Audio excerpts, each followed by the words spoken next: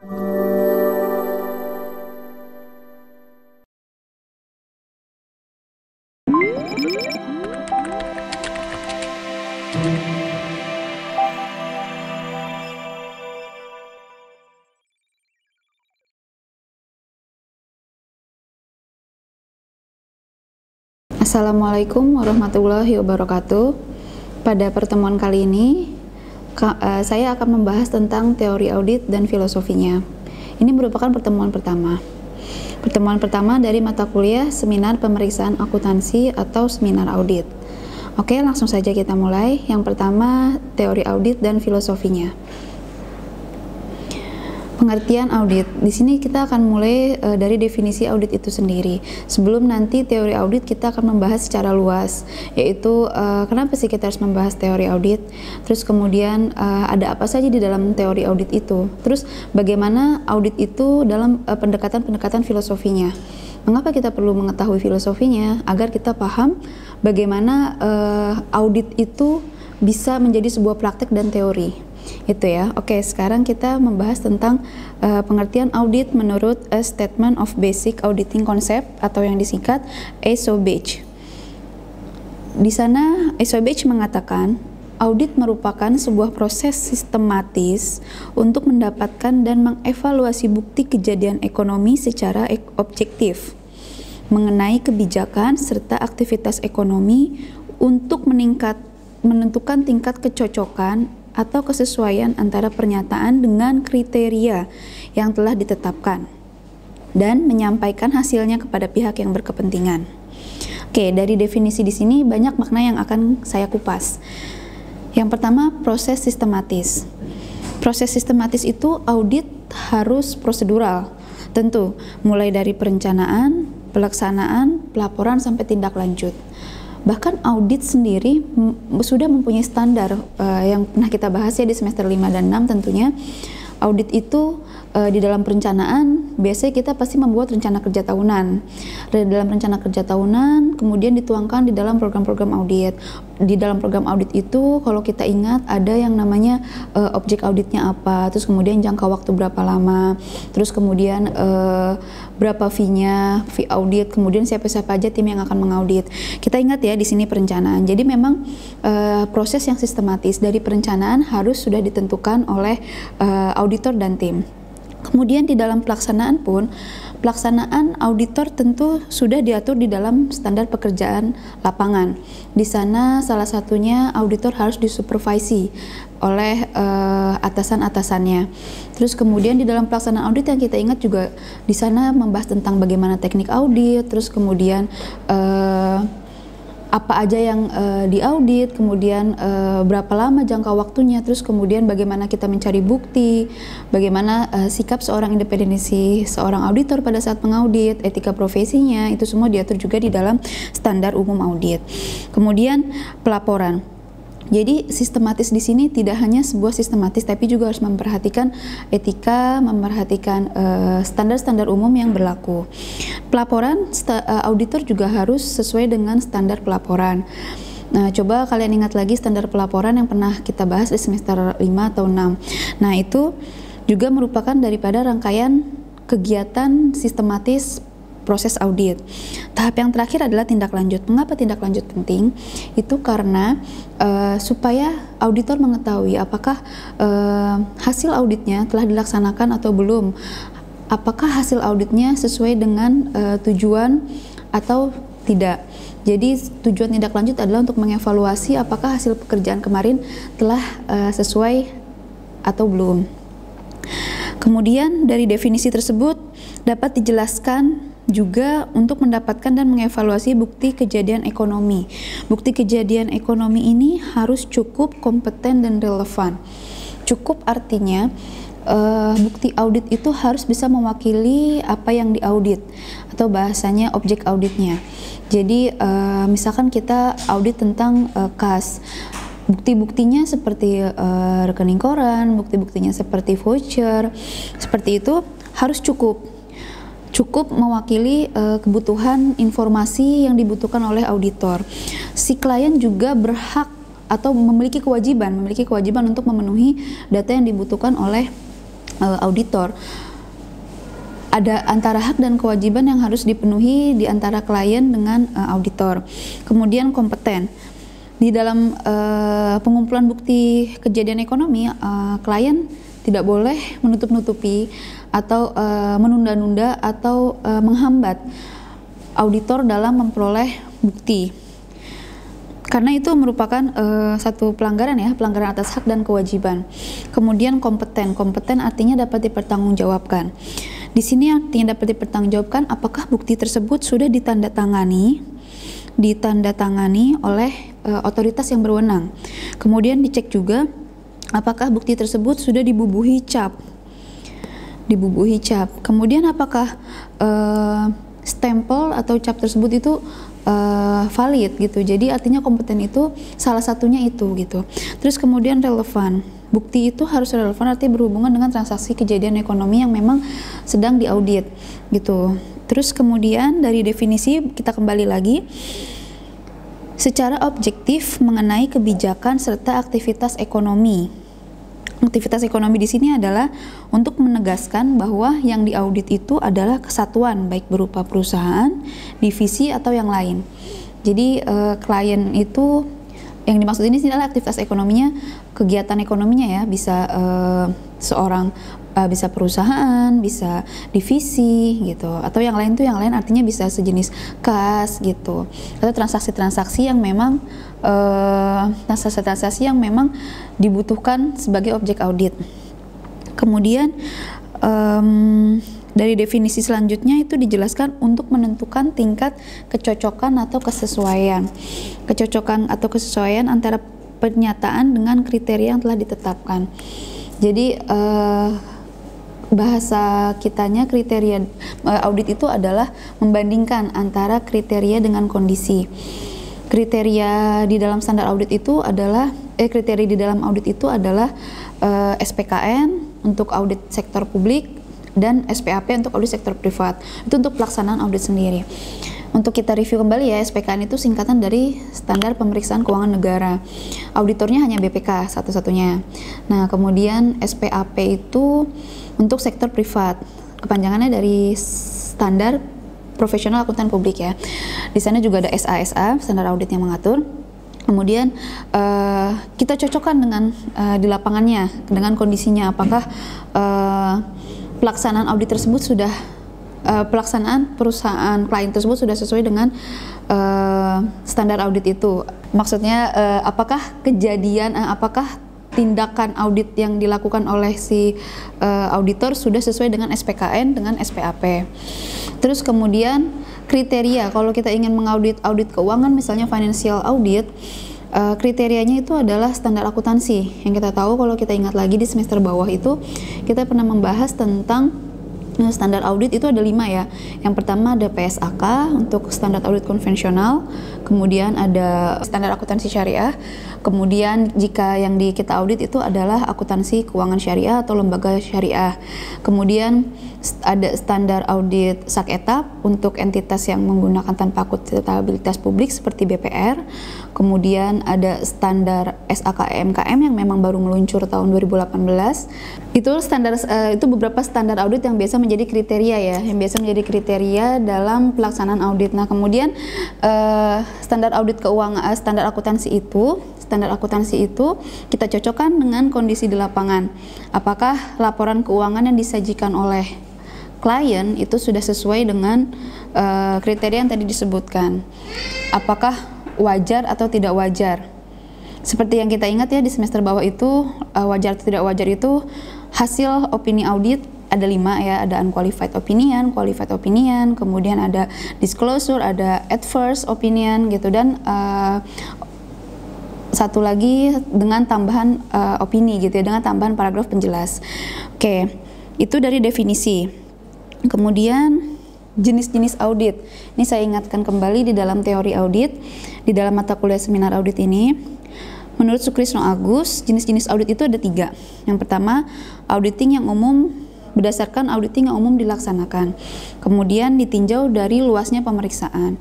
Kemudian jenis audit berdasarkan pelaksanaan audit. Oke ya. Audit yang jenis-jenis audit berdasarkan audit yang umum dilaksanakan dulu. Ini ada audit yang paling tradisional atau audit yang paling lama, yaitu adalah financial audit, audit atas laporan keuangan. Audit atas laporan keuangan seperti yang tadi sudah pernah dijelaskan di awal, itu adalah mengaudit tentang laporan keuangan. Apakah laporan keuangannya sudah sesuai dengan PABU atau belum. Nah, tujuannya adalah untuk memberikan keyakinan kepada klien dan pihak-pihak yang berkepentingan apakah laporan tersebut sudah sesuai dengan prinsip akuntansi yang berlaku umum. Terus kemudian apakah ada kecurangan-kecurangan yang ditemukan, kejanggalan-kejanggalan yang ditemukan. Tujuannya adalah untuk memberikan rekomendasi atas kecurangan-kecurangan yang terjadi dari klien yang diaudit. Terus kemudian yang kedua adalah operational audit atau audit manajemen. Berbeda dengan financial audit, operational audit ini adalah audit atas keseluruhan aktivitas kegiatan perusahaan. Di sana yang diaudit itu adalah aktivitas operasional perusahaan mulai dari pelaksanaan, perencanaan, pengontrolan sampai kepada evaluasi dari pelaksanaan kegiatan perusahaan. Tujuannya apa? Tujuan dari operational audit itu adalah 3E, efisien, efektif, dan ekonomis. 3E. Ekonomis di sini maksudnya adalah apakah perusahaan telah benar menggunakan sumber daya. Sumber daya di sini artinya perusahaan dapat menggunakan prinsip ekonomis yang menggunakan sumber daya serendah-rendahnya untuk menciptakan laba yang tinggi-tingginya. Pada umumnya seperti itu ya. Terus kemudian ekonomis yang kedua adalah efektif. Apakah penggunaan sumber daya ini telah sesuai tujuan perusahaan itu? Terus yang ketiga adalah efisien. Apakah pelaksanaan dari penggunaan penyampaian tujuan efektivitas ini telah efisien dilaksanakannya. Jadi untuk memastikan itu saja audit operasional manajemen itu untuk memenuhi syarat apakah perusahaan telah ekonomis, efisien, dan efektif dalam menjalankan operasional perusahaannya. Kemudian hasil output dari operational audit adalah rekomendasi ya. Kalau tadi hasil audit dari financial audit adalah opini. Laporan auditnya adalah opini. Kemudian compliance audit. Yang ketiga, compliance audit atau audit ketaatan. Ini audit terhadap regulasi. Artinya jika di perusahaan itu ada SOP yang memang sudah jelas dijalankan, apakah setiap karyawan telah menjalankan regulasi tersebut. Terus kemudian terhadap ketaatan pajak, apakah perusahaan telah mengikuti aturan pajak tersebut, misal dalam hal impor, dalam hal ekspor, atau dalam hal pemotongan PPh pasal 21. Nah, compliance audit salah satunya itu untuk memeriksa apakah perusahaan telah menjalankan sesuai dengan regulasi yang berlaku.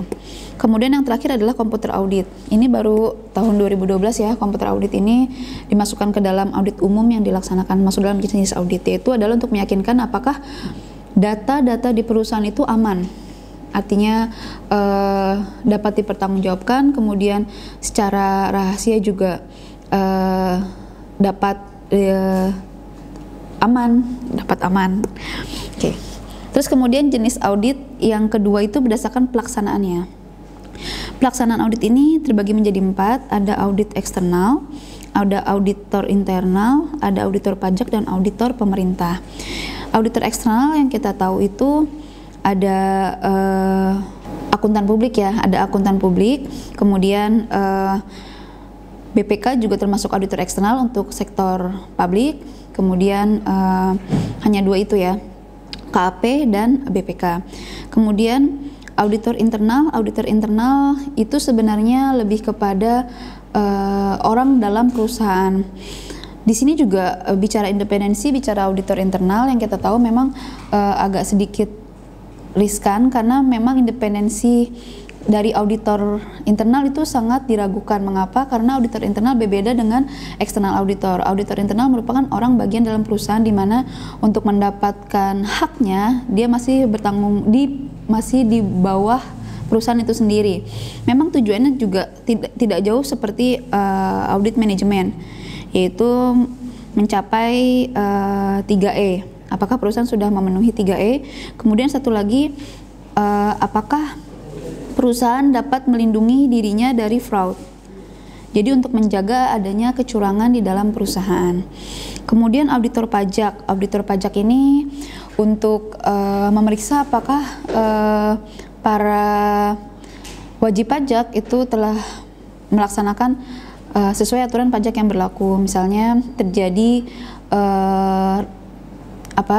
kelebihan pajak. Nah, biasanya pajak itu memeriksa wajib pajak yang memiliki kelebihan pajak gitu. Kelebihan bayar pajak maksud saya.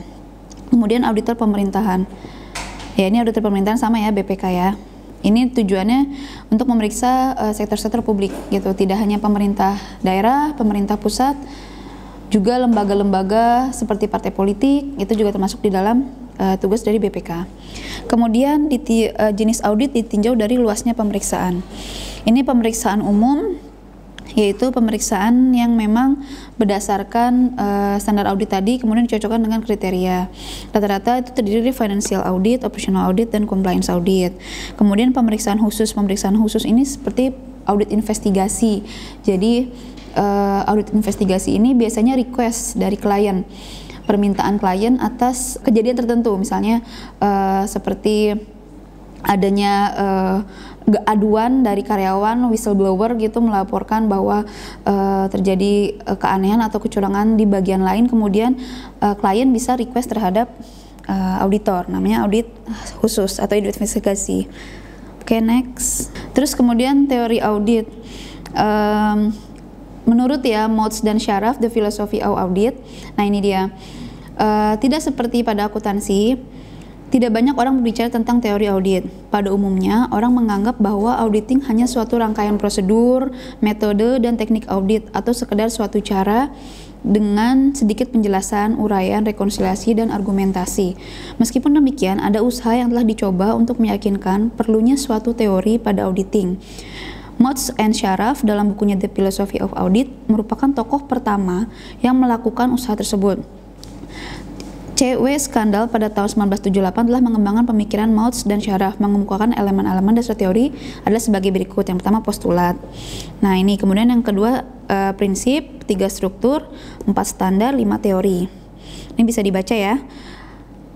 Nah, di sini untuk postulat itu adalah konsep dasar yang harus diterima. Ini adalah postulat itu asumsi dasar. Jadi masyarakat atau klien atau semua stakeholder itu harus meyakini dulu asumsi dasar bahwa memang auditor itu adalah orang-orang yang benar-benar independen, yang bersih. Jadi tanpa perlu pembuktian apapun, kita pasti membutuhkan auditor untuk membuktikan bahwa perusahaan itu ada atau tidaknya kecurangan gitu. Kemudian yang kedua, prinsip. Prinsip ini kaidah-kaidah yang diterapkan dalam praktek. Nah, itu artinya tadi kayak prosedur audit segala macam. Ini sebenarnya standar ya, masih ada kaitan dengan standar audit. Nah, tapi standar itu sendiri apa? Standar itu adalah clauses yang ditetapkan dalam hubungannya dengan praktek. Nah, terus kemudian ada teori dan struktur. Oke, nah ini kelompok postulat, kelompok asumsi dasar sebagai dasar teori dalam auditing. Jadi kenapa ini dibahas di dalam teori audit? Karena supaya kita tahu bahwa teori audit itu bukan hanya praktek. Audit itu memang praktek, tapi lebih kepada yang berangkat daripada asumsi dasar pengalaman manusia dulu. Baru kemudian dirangkai menjadi satu teori, kemudian akhirnya praktek gitu. Jadi di sini ada teori audit, konsep, standar audit, dan prosedur audit. Untuk alatnya, prosedur audit merupakan alat untuk memenuhi standar audit. Oke, ini konsep dasar teori audit. Saya jelaskan konsep dasarnya dulu ya. Konsep dasar yang penting itu menurut Moats dan Sharaf, The Philosophy of Audit. Yang pertama itu ada bukti atau evidence. Di sini adalah tujuannya untuk memperoleh pengertian sebagai dasar untuk memberikan kesimpulan yang dituangkan dalam pendapat auditor. Jadi audit itu yang paling penting itu adalah buktinya. Karena kenapa? Karena apakah si auditor tersebut benar-benar memperoleh bukti yang benar untuk menjawab pernyataan-pernyataan yang telah dikemukakan oleh klien gitu. Jadi dalam melaporkan hasil auditnya pun, dalam memberikan rekomendasi pun, auditor harus berdasarkan pada bukti. Maka bukti menjadi konsep dasar yang pertama. Nah, ini bukti dapat diperoleh dengan cara sebagai berikut. Yang pertama itu adalah berdasarkan informasi dari pihak lain. Nah, ini yang tadi saya bilang whistleblower seperti kasus PT ASEAN Agri, itu juga awalnya Vincentius itu sebagai tersangka yang paling utama dalam merupakan manajer keuangan yang informasi tersebut disampaikan pertama kali oleh dia. Nah, kemudian itu bisa menjadi bukti audit di dalam pemeriksaan. Kemudian atau saksi ya. Yang kedua adalah bukti dihasilkan dari institusi. Nah, ini bukti yang memang ada di perusahaan seperti voucher, seperti surat jalan, kemudian PO dan lain-lain. Yang ketiga adalah bukti dapat didapatkan dengan cara rasionalisasi, yaitu pemikiran asumsi yang diterima. Artinya jika memang ada pendapat yang menjelaskan tentang sesuatu dan itu bisa menjadikan bukti, ini bisa dijadikan sebagai bukti.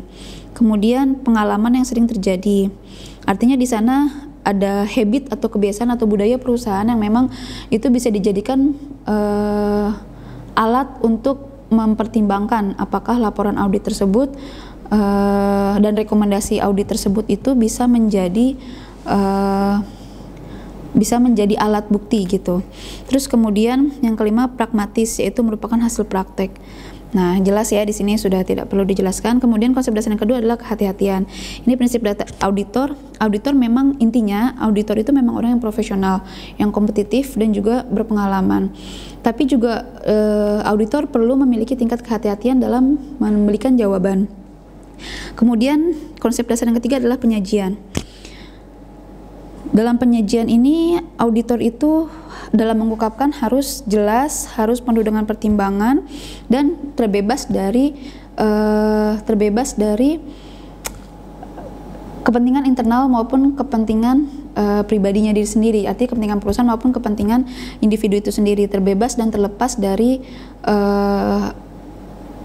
kebutuhan, artinya benar-benar objektif dalam penyajian dan pengungkapan.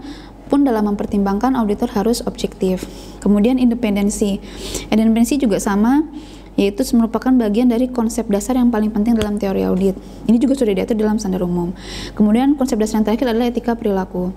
Etika dalam auditing berkaitan dengan konsep perilaku yang ideal dari seorang auditor profesional yang independen dalam melaksanakan audit. Jelas ya, etika perilaku nanti dibahas di bab selanjutnya. Oke, sekian dari materi teori audit. Kurang lebihnya saya mohon maaf. Assalamualaikum warahmatullahi wabarakatuh.